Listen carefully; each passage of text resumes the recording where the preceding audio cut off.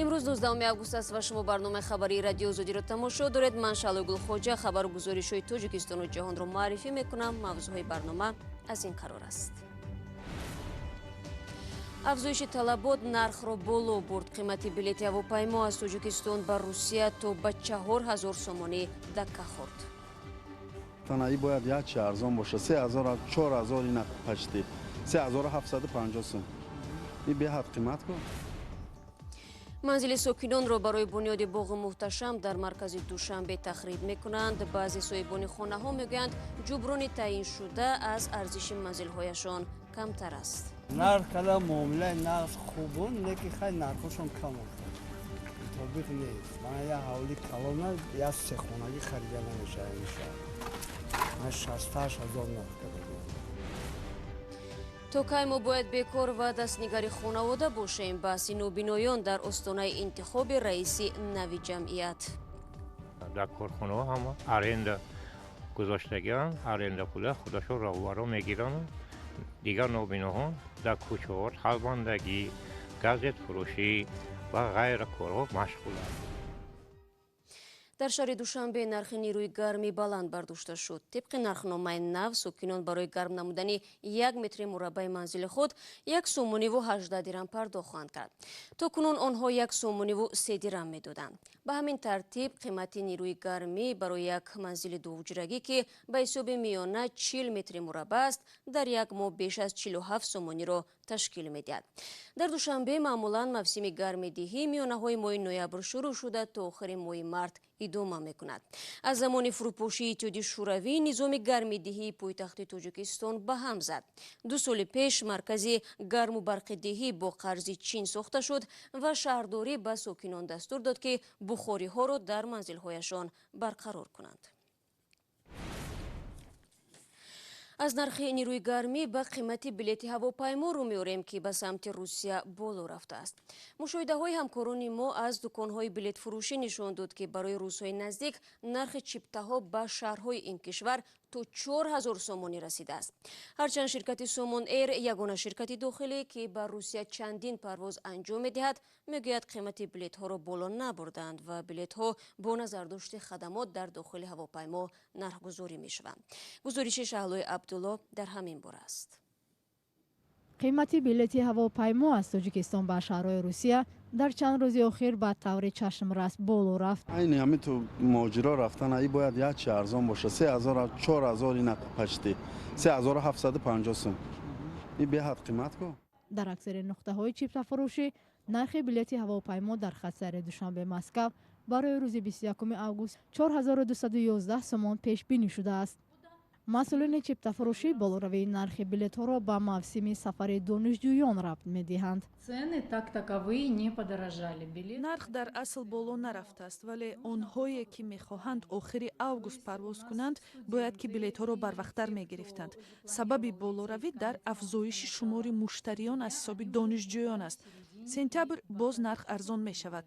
ҳамасола ба хотири афзоиши мусофирон аз ҳисоби донишҷӯён нарх боло меравад. ҳоло масалан нархи чипта ба фурудгоҳи Жуковский 4700 сомонӣ шудааст. моҳи сентябр нархҳо боз ба танзим медароянд ва 2000 сомонӣ хоҳанд шуд. афзоиши нархи чипта норозигии сокинонро ба миён овардааст. онҳо мегӯянд боло рафтани нарх метавонад нақшаҳояшонро ба ҳам занад. нақшаҳои худмон ман ин ҳама яке аз серӯзаҳо рафтанӣ будум ки нашидест пул нест чӣ кунем то мере ки ҷода одам гирифтиам бо мегарди мебиёи маҷбур. баъзе ҳам мегӯянд бо ин нарх одат кардаанд ва аз ин ки дар Русия метавонанд ҷои кор пайдо кунанд ба ин нарх зид нестанд. зависит дар кор мекунам. мисол вуҷуда агар кори соз дошта бошӣ соза мисол нарх соза мисол бри агар аем бекорира мисол як моҳ да кор мекунем, як моҳ барои билет кор мекунем. шикоятҳо аз гаронии нархи чипта борҳо садо додааст, бахусус дар фасли баҳор ва тирамоҳ. дар мавсими рафту баргашти муҳоҷирони корӣ ҳамеша билетҳо гарон мешаванд. мақомот мегӯянд баланд рафтани нарх ба сӯзишворӣ рабт дорад ки хориҷ аз кишвар харидорӣ мешавад. арзиши сӯзишворӣ дар ҷумҳурии Тоҷикистон нисбат ба дигар давлатҳо гаронтар аст ва омили асосии гарон будани сӯзишворӣ ин сӯзишвории воридотӣ аст. ҷумҳурии Тоҷикистон истеҳсолкунандаи сӯзишворӣ нест. гаронии нархи билет дар солҳои охир сокинони Тоҷикистонро водор кардааст аз тариқи Қирғизистон ва Ӯзбекистон худро ба дигар кишвар расонанд. гурӯҳи дигар бахусус муҳоҷирон сафар ба автобусро бартарӣ медиҳанд. арзиши сафар бо автобус ҳудуди 900 сомонӣ аст. ҳарчанд ба гуфтаи аҳолӣ сафар бо автобус 3-4 рӯз ва пурмашаққат аст, аммо аз сабаби гарон будани парвоз бо ҳавопаймо ночор ба азоби роҳ тоқат мекунанд. рӯ мерем ба мавзӯи дигар. Президенти Афғонистон дар маросими бахшида ба 100-солагии соҳиб истиқлолии ин кишвар ваъда дод ки тамоми паноҳгоҳҳои гурӯҳи даҳшатафкани давлати исломиро маҳв хоҳад кард. паёми президенти Афғонистон як рӯз пас аз ҳамла ба тӯи арӯсӣ дар Кобул ки ҳаёти 63 нафарро аз байн бурдааст садо дод. ин фоҷиа мардуми Афғонистонро такон дода ин суолро матраҳ кардааст ки оё музокироти сулҳи Амрикову Толибон ки ҳадаф аз он хатми ҷанги 18-сола дар кишвар аст то кадом ҳудуд азияти мардуми афғонро коҳиш медиҳад. дар суҳбат бо хабарнигори Reuters домоди мотамзада гуфт ки даҳшатафканон умеду орзуи ӯро аз зиндагӣ барбод доданд. мама сад чира бер мама و آرزویم رفت دیگه است برادرم رفت از پیشم او وطندارم و یه سبب که به دوستم که به خوشیم آمده بود رفت از دستم 100 نفل بگیره و حساب چراغان کنه شهر بسته شهر چی کنمش چی به درد من میخوره بود امروز یعنی امشب شب جشن است به حساب پیسه دارا یا به حساب چیا جشن میگیره اما من خودم در خانه خود غم دارم 4 تا دوستم غم دارم.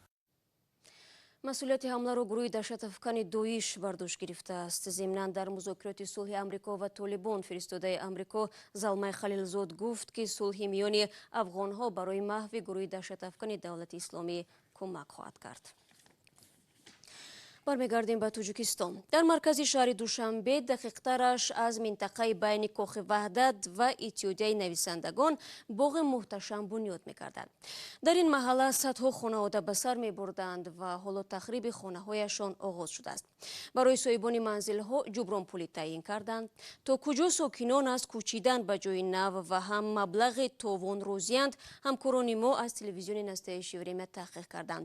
гузориш дар тақдими Абдулло Ашуров. сокинони маҳаллае ки бояд хонаҳояшон тахриб шавад аз маблағи ҷубронпулии пешниҳодии мақомот розӣ нестанд. бо ин вуҷуд аксари онҳо вориди баҳс шудан намехоҳанд. қарор дар бораи сохтмони нав қабул шудааст ва бисёриҳо аз мухолифат бо мақомот меҳаросанд.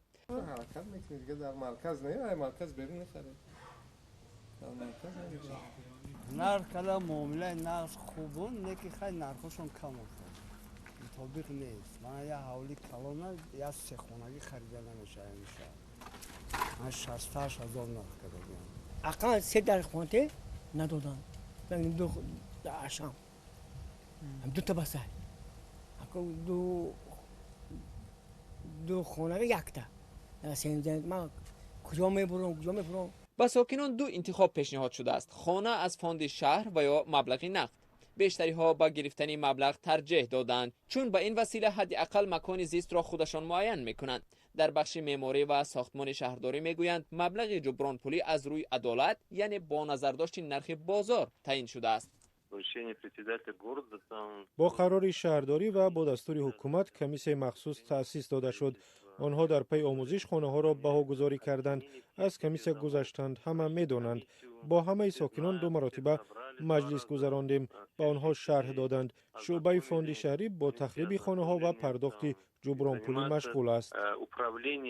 тибқи нақша то соли 2021, яъне бахшида ба 30-умин солгарди истиқлолияти Тоҷикистон, ба ҷои манзилҳои тахрибшуда бунёди маҷмӯаи истиқлолият дар назар аст. сохтмони мазкур бо тӯли 121 метр баландтарин бино дар кишвар хоҳад буд. он шакли аҳроми 8 кунҷа ва 7 дарвоза хоҳад дошт.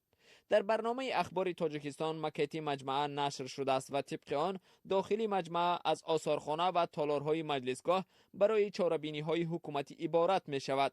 ҳамчунон болояшро тоҷи бузург зеб хоҳад дод. зимнан дар озмуни пешниҳоди лоиҳа ки соли гузашта ҷамъбаст шуд, гурӯҳи зери раҳбарии шаҳрдори Душанбе ғолиб омад. дар атрофи сохтмон ки аз 29 гектар иборат аст, боғ бо даҳҳо фаввораҳо бунёд мешавад. این مجموعه از لحاظ خراجات گرانترین خواهد بود. ارزش لایحه عظیم آشکار کردن نمی شود، اما یقین است برای کشوری که بیش از 30% اهالیش زیر خط فقر به سر میبرد از حد زیاد است. با نزدیک آمدن سنه انتخاب رئیسی ҷамъияти нобиноён баҳсҳои аъзоёни он то рафт доғ мешавад. бархе аз онҳо ки аз фаъолияти кунунии раҳбарият рӯзӣ нестанд, аз он бим доранд ки интихоби раиси нав шаффоф доир намешавад ва рӯзгори сахти онҳо беҳбуд намеёбад. аммо мухотабони онҳо чунин нигарониҳоро беасос медонанд. феълан шумораи афроди нобино ва сустбин дар Тоҷикистон ҳазорҳо нафарро ташкил медиҳад ва ин қишр осебпазир боқӣ мемонад. сарвинози рӯҳулло ва шодмони ятим бо ҷонибҳои баҳс صحبت داشتند. گروهی از نوبینایان با ارسال یک نامه دستجمعی از وزارت عدلیه خواستند انجمن و انتخابی رهبر و وکیلان جمعیت نوبینایان تاجیکستان را زیر نظر بگیرد. در این نامه با امضای 50 نوبینا از مقامات طلب شده است جلسه وکیلان آنها بیکار دانسته شده انتخاب رهبر اتحادیه نوبینایان زیر نظارت برگزار شود.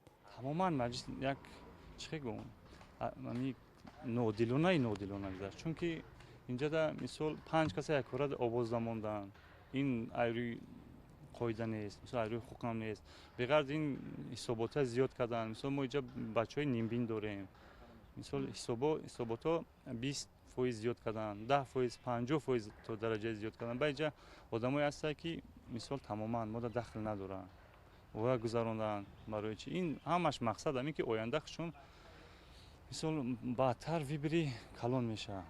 انجمن جمعیت نوبینایان برای انتخاب وکیلان روز 1 آگوست با حضور 131 عضو اتحادیه برگزار شده است. گروهی از اعضای این جمعیت به نتیجه های جلسه راضی نیستند و میخواهند افراد جوان و به گفته آنها کردان به حیث رهبر و وکیل انتخاب شوند. این گروه نوبینایان میگویند از کاری رهبران فعلی این اتحادیه راضی نیستند، زیرا 10 سالهای اخیر نوبینایان به جای کار مانده، کارگاه ها هم یا ولنگار شده و یا به افرادی بیگانه به اجاره داده شدند. کارخانه ما 11 تا کارخانه داریم، قریب غیر از ولایت سوخت دیگرش فعالیت نمیکنه. در کارخانه ها هم ارنده گذاشتگان، ارنده پول خودشو راهوارا میگیرن. دیگر نوبینایان در کوچه ها خلباندگی، گازت فروشی و غیر کارها مشغول هستند. روز 15 آگوست در بینای جمعیت نوبینایان از رهبریت به جز حقوق شناس کسی نبود. از شما وظیفتون چی؟ نه حاضر من بدون موقتا یگان چی گفتن نمیکنم. رهبریت جمعیت که در سفر کاری قرار داشتند در صحبت تلفنی همه گونه تقلب را در فعالیتشان رد کردند. به گفته آنها افراد ناراضی آنهایی هستند که هیچ نفع به این جمعیت نداشتند. در گذشته در تاجیکستان برای نوبیناها کارخانه‌های مخصوص صنعتی وجود داشت، اما خود آنها میگویند در حال حاضر کارگاه‌هایی که در ناحیه‌های وحدت، حصار و شهر دوشنبه بودند دیگر فعال نیستند. قسمی از آنها چاره دیگری را بجز از گدایی در کوچه و بازار باقی نمی‌دانند. اتحادیه ملی نوبینایان در بین دیگر اتحادیه‌های اوید به معلولان کار داشته دارایی خیلی زیاد دارد و از همین دارایی همین خود اتحادیه استفاده برده میتوانند که تا یک اندازه سطح زندگی معلولان برداشته شود. در تاجیکستان حدوداً 10,000 فرد نوبینا و خیربین به سر میبرند. به جز نفقه نوچیز معیوبی اکثر آنها درآمد دیگری ندارند. سروینوزی روحلو، شادمان یتیم، آزادی، دوشنبه. و дао сокини ноҳияи кӯҳистони масчо мегӯянд мақомот аз онҳо талаб карданд барои мизбонии меҳмононе ки сафари раиси ҷумҳур ба ноҳияро омода мекунанд гӯшту бринҷу нон ҷамъ биёранд. тафсилот пагоҳ дар навиди бомдодӣ пешкаш мешавад. бинандагони азиз, 15 дақиқае ки дар ихтиёр доштем ба поён мерасад. барои ҳамроҳиятон сипосгузорем. то 24 соат дигар ки нашри нави барнома тақдим мешавад, аз вебсайти радиои Озодӣ истифода кунед. гузоришҳо ва наворҳои ҷолиб дар Озодӣ видео канали мо дар YouTube гузошта шудааст. фаромӯш накунед, фардо суд барвақт навиди бомдодӣ дорем. то фардо, худо нигаҳдор.